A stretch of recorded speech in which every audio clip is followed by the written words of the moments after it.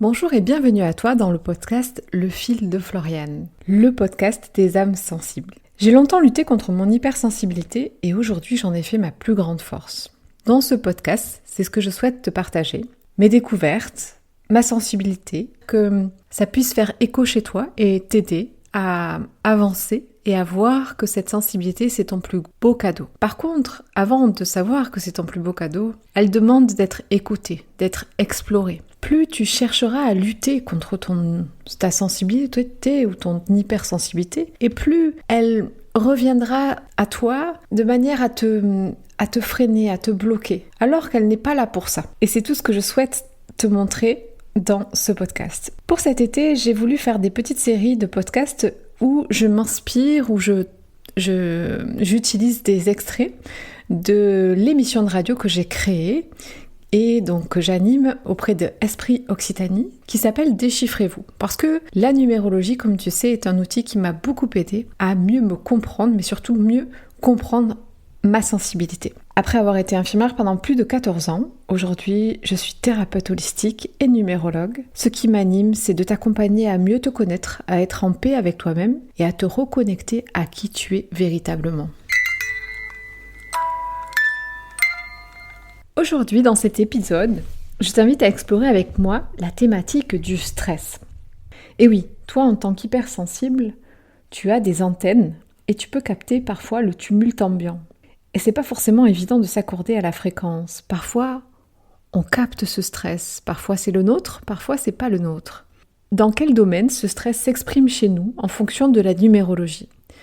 Voilà un extrait que je te propose aujourd'hui d'entendre, d'écouter, lors d'une émission que j'ai enregistrée sur Esprit Occitanie. Il s'agit d'un extrait et si tu souhaites écouter la suite de l'émission, je t'invite à aller sur l'application d'Esprit Occitanie ou sur le site internet, puisque dans les émissions, j'invite 2 auditeurs pour qui j'ai préparé leur numérologie et j'ai fait une petite analyse de leur numérologie personnelle que je partage à l'antenne. Je te laisse écouter.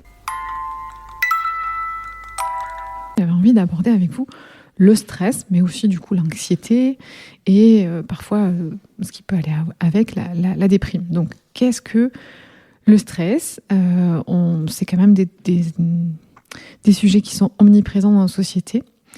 L'important, c'est peut-être d'aller à la source et comprendre, parce que c'est vrai que au niveau statistique, on sait que à peu près 95% de nos pensées quotidiennes sont répétitives et souvent anxiogènes. Et pour avoir quelques chiffres, on a 80% des consultations médicales aujourd'hui qui sont liées directement ou indirectement à du stress. Une personne sur 5 dans sa vie souffrira à un moment donné de troubles anxieux. On a aussi 43% des adultes qui déclarent que le stress affecte leur sommeil. L'OMS nous dit aussi que les troubles anxieux sont 2 fois plus fréquents chez les femmes que chez les hommes. Et que le stress chronique réduit l'espérance de vie, puisque avec le stress, on sécrète une hormone de stress qui s'appelle le cortisol, qui reste dans notre corps jusqu'à peu près 24 heures. Donc, 24 heures après le pic d'anxiété. Donc, ça me semblait intéressant d'aller voir un peu, parce qu'on est tous à un moment donné stressés ou anxieux. Alors, on va déjà aller faire la différence entre le stress et l'anxiété, qui est très différente. Et avant de commencer, juste une petite citation d'Andrew Bernstein qui dit « Le stress vient de la façon dont on réagit, pas de la situation elle-même. » Donc, qu'est-ce que le stress ? Le stress, c'est une réponse physiologique normale à une situation anormale. Donc, c'est une réponse à quelque chose d'extérieur. Ça permet finalement à notre organisme de s'adapter aux multiples événements positifs ou négatifs. C'est pas forcément, il n'y a pas de positif ou négatif, c'est un événement qui se passe, qui entraîne chez nous un stress, qui est parfois lié à, par exemple, une naissance, un mariage, une perte d'emploi, la perte d'un proche. Donc, le stress, il apparaît et disparaît de lui-même, et il est activé par un facteur extérieur. D'accord ? Alors que l'anxiété, contrairement au stress, c'est une réponse à une menace qui est un peu vague, en fait. C'est un peu inconnu, ce qui est différent de la peur, qui est une réponse à une menace définie et réelle.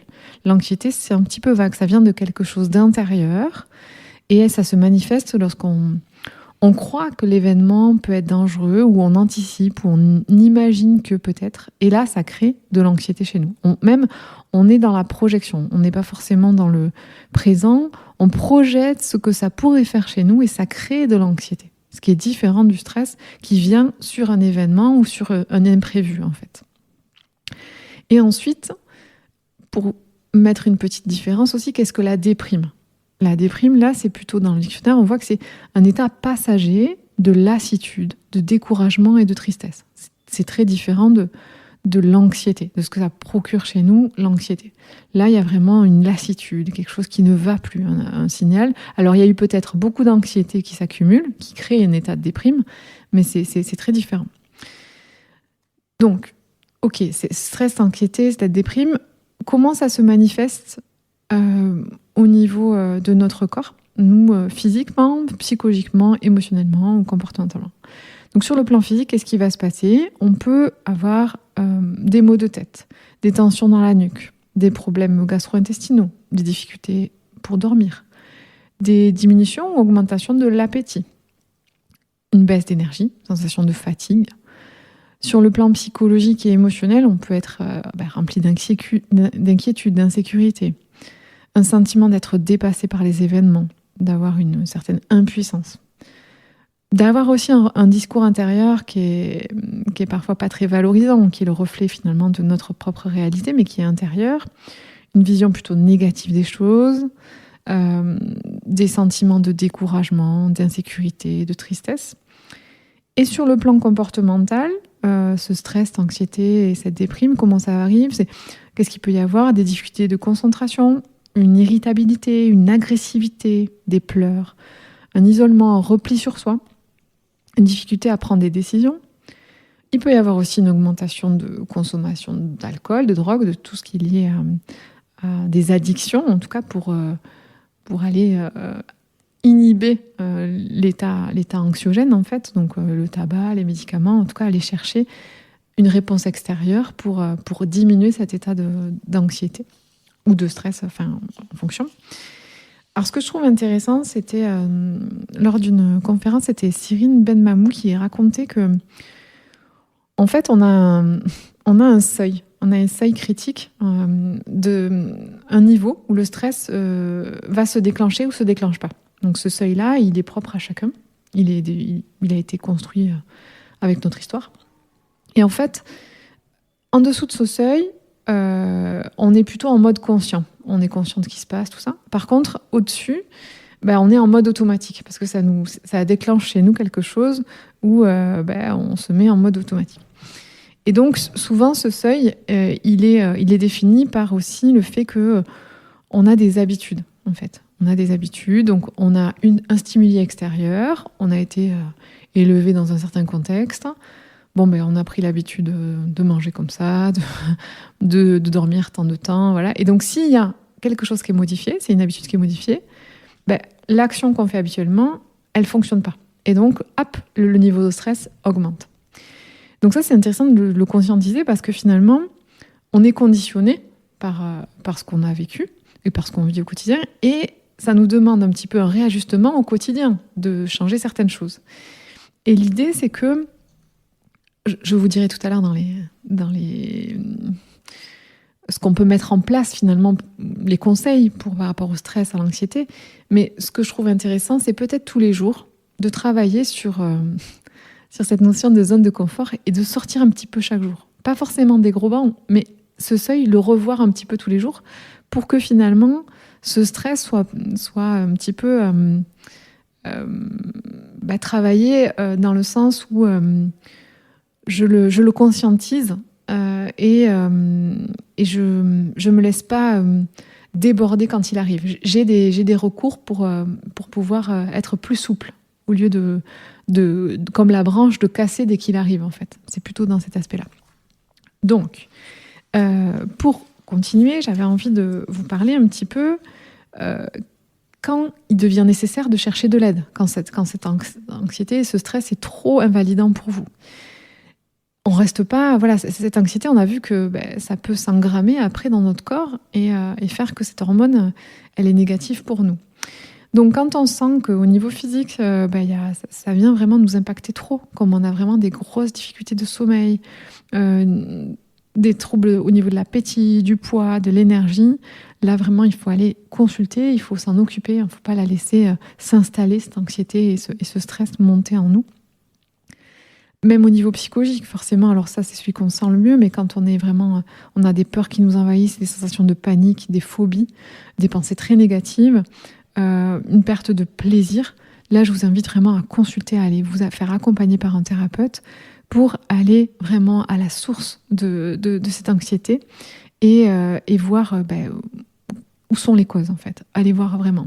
Et pareil sur le plan comportemental, si vraiment il y a des pleurs trop présents, si vous évitez certaines situations, certaines personnes, si vous vous isolez, par exemple quand on a des phobies, on a peur du monde, agoraphobie, ok, ça peut être quelque chose qui est intrinsèque à vous, mais c'est quand même aller à travailler parce que ça vous handicape au quotidien et donc c'est aller comprendre la source de ce stress. Et pareil, s'il y a un manque de concentration ou un abus d'alcool, de drogue, de médicaments, c'est souvent comme ça qu'on va consulter parce que c'est arrivé à des stades trop importants. Donc je vous invite à le prendre en main avant que ça soit trop avancé. Donc en numérologie, le stress, il peut se voir à plein d'endroits puisque chaque nombre parle de différentes choses, de différents domaines. Par contre, pour avoir des petits exemples pour vous donner, par exemple, un chemin de vie 4, c'est un chemin de vie qui a besoin de stabilité. Donc lui, il peut être très stressé face à l'imprévu. Il va avoir tendance à être anxieux quand les plans ne se déroulent pas vraiment comme il a prévu. Il aime le côté casanier et surtout, il est très conservateur. Donc quand ça ne fonctionne pas comme avant, ça l'amène un stress. Quand on a du 4 ou quand on est chemin de vie 4. Bon, après, c'est vraiment typique au chemin de vie 4. Le chemin de vie 7, lui, il est beaucoup dans le mental, dans l'esprit. Il cherche à comprendre. Il veut comprendre et il est toujours en train de chercher. Donc ça fait des très bons chercheurs. On en a beaucoup dans les scientifiques. On a beaucoup de chemins de vie 7 qui sont aussi chez Airbus, nous, à Toulouse, par exemple. Mais ça peut aussi mettre un mental en permanence en action. Donc ça crée de la tension nerveuse et du stress à l'intérieur. Et une introspection qui est excessive. Et puis... Et parfois, ils sont stressés, mais ils sont aussi liés à leur solitude dans leur esprit, quoi. Ils se sentent assez seuls dans leur esprit à s'interroger autant. Donc, à les partager, à les comprendre, ce mécanisme peut les aider déjà à se libérer de ça. On a aussi, je donne que des exemples, parce qu'il y en a dans chaque chemin de vie, puis on va avoir les auditeurs et les auditrices après pour leur exemple. Mais ce que je peux vous dire, c'est qu'en numérologie, on peut voir plein de choses qui vont parler du stress, et déjà mettre des mots sur ça peut vous aider à conscientiser les domaines où le stress s'active chez vous, en fait. Parce que, si vous voulez, c'est assez humain. L'extérieur bouge en permanence. Donc, on ne peut pas avoir un contrôle sur l'extérieur. Par contre, avoir un contrôle sur soi, pas un contrôle, mais avoir une connaissance de soi très intérieure qui nous dit, ok, là, attention, ça c'est un sujet, c'est un endroit où pour toi c'est plus sensible. Ça provoque quelque chose chez toi. De conscientiser ça, c'est un pas énorme, parce que quand ça vient à vous, forcément, vous avez déjà plus de douceur envers vous-même, vous êtes plus tolérant envers vous ne vous jugez pas de ressentir ce stress, et puis vous allez, avec les années, avoir des outils pour vous aider à traverser ce stress-là. Donc c'est beaucoup plus doux, j'ai envie de vous dire. Je suis comme vous et j'ai du stress, mais quand il vient à moi, hop, j'ai des outils pour le libérer plus rapidement qu'à une époque. Donc c'est ça, être accompagné par un thérapeute ou aller vers des techniques que je vais vous parler un petit peu. Donc par exemple aussi, je vous donne un autre exemple, le chemin de vie 9, c'est des chemins de vie qui sont tournés vers les autres, qui sont dans l'hyper-empathie. Ils peuvent avoir plutôt un stress très émotionnel, eux. Ça va être lié au fait qu'ils ressentent la souffrance des autres. Donc eux, c'est important de trouver un équilibre entre aider les autres et s'aider soi-même. Pas être complètement une éponge émotionnelle et tout prendre de la souffrance des autres. Après, bien sûr, il y a des maîtres nombres avec du 11 et du 22. Si on les a dans les jours de naissance, dans le prénom, dans le chemin de vie, c'est une grande sensibilité énergétique là. Donc là, c'est très énergétique et ça va être un stress qui va être lié à a une mission de vie qui est quand même assez exigeante, en fait, de la part, dès qu'on a du 11, c'est assez particulier. Donc, très bien. Alors ça, c'était des petits exemples numéraux. On va voir tout à l'heure avec les auditeurs et auditrices, mais les solutions concrètes pour vous aider à lutter, ou en tout cas par rapport à votre stress et votre anxiété. Vous pouvez pratiquer régulièrement dans la journée la respiration ou la cohérence cardiaque. C'est des exercices très simples. Vous revenez à vous et vous respirez, hop, dans votre corps. Vous revenez à la vie qui circule à l'intérieur de vous. Le monde bouge à l'extérieur, mais vous êtes en vous. Et en fait, vous êtes en vie. Même s'il se passe un gros stress, il y a un événement, vous avez un accident de voiture, il y a quelque chose qui est anormal, hop, vous revenez à vous. Et hop, ça fait redescendre déjà une énergie qui est montée très très très haut. Ou par exemple, une déception amoureuse, une discussion houleuse avec quelqu'un. Voilà, tout ça, hop, je reviens à moi, je fais de la cohérence cardiaque et je remets finalement mon énergie dans mon corps, dans mon bassin. Et donc, je m'ancre. Donc, il y a l'ancrage aussi, la visualisation. Une méditation aussi peut vous aider, mais des fois, on n'a pas forcément tout le temps. D'écrire aussi, ça peut écrire nos pensées, ça peut libérer l'esprit. Bien sûr, dans l'alimentation, je vous conseillerais d'éviter des excitants comme le café, le sucre. Même le sucre, il peut être une addiction pour compenser une émotion. On va manger du sucre pour manger du sucre, ça nous remplit et on croit que ça fait passer notre émotionnel, mais en fait, ça ne fait que remplir, mais ça met un petit pansement sur quelque chose, mais ça règle pas le fond. On peut aussi, maintenant, porter des pierres. Il y a vraiment des pierres qui sont apaisantes aussi. Il y en a pas mal qui font ça aujourd'hui. Bien sûr, être accompagné pour déconstruire et changer des croyances limitantes, parce que des fois, c'est nos pensées qui s'entêtent à croire que c'est parce que ça se passe pas comme ça que ça va pas, alors qu'en fait, peut-être on peut envisager les choses autrement et finalement, le stress, il peut diminuer. Donc, il y a aussi ça. Et ce que je vous disais tout à l'heure, c'est mon petit conseil, peut-être en lien avec moi, mais je trouve que tous les jours, essayer de dépasser une peur ou de sortir de sa zone de confort, je pense que ça peut contribuer à faire que ce seuil soit plus élevé et quand ça arrive, ça soit plus doux en fait. C'est comme si on fait un travail personnel, comme si on faisait une gymnastique par rapport à notre esprit ou à ce qu'on vit. Dire tous les jours, je me fais un petit challenge. Et c'est vrai que fut un temps là même avec mon fils petit, on faisait un petit cahier. C'était le cahier des gratitudes, mais aussi le cahier des peurs. C'est-à-dire quelle peur j'ai traversée aujourd'hui.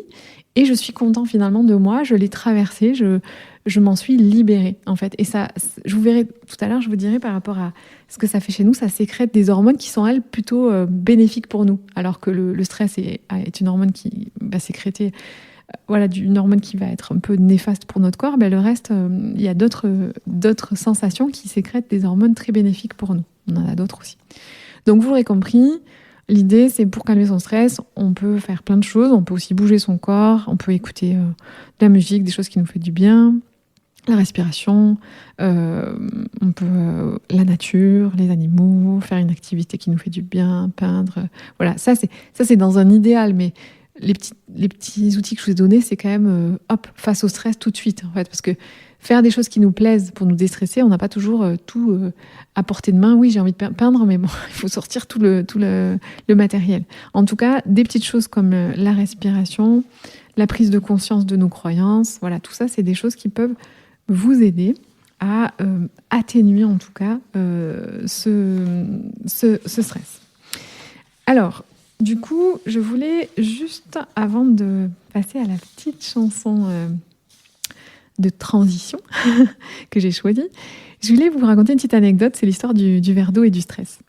C'est un professeur qui montre un verre d'eau à ses étudiants. Il leur demande, à votre avis, combien pèse ce verre d'eau? Alors les étudiants, ils disent 200, 300 grammes. Enfin, on a tout le monde y va de sa propre estimation. Et puis il finit par répondre, le poids n'a pas d'importance. Ce qui compte, c'est combien de temps vous le tenez. Si je le tiens quelques minutes, aucun souci.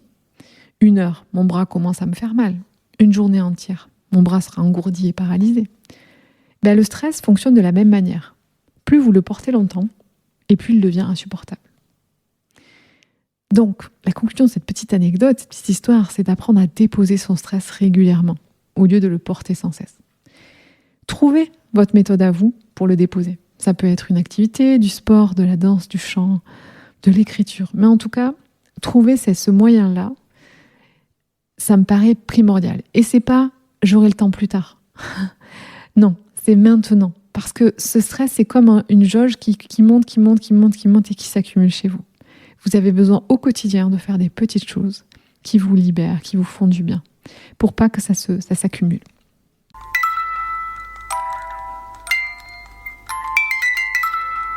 Voilà, c'était un extrait de l'émission Déchiffrez-vous. Si tu souhaites participer à une des émissions qui vont reprendre à la rentrée, n'hésite pas à me contacter sur mon adresse mail à florianedespy@gmail.com. Sinon, tu me retrouves sur tous les réseaux et il y a tous mes coordonnées.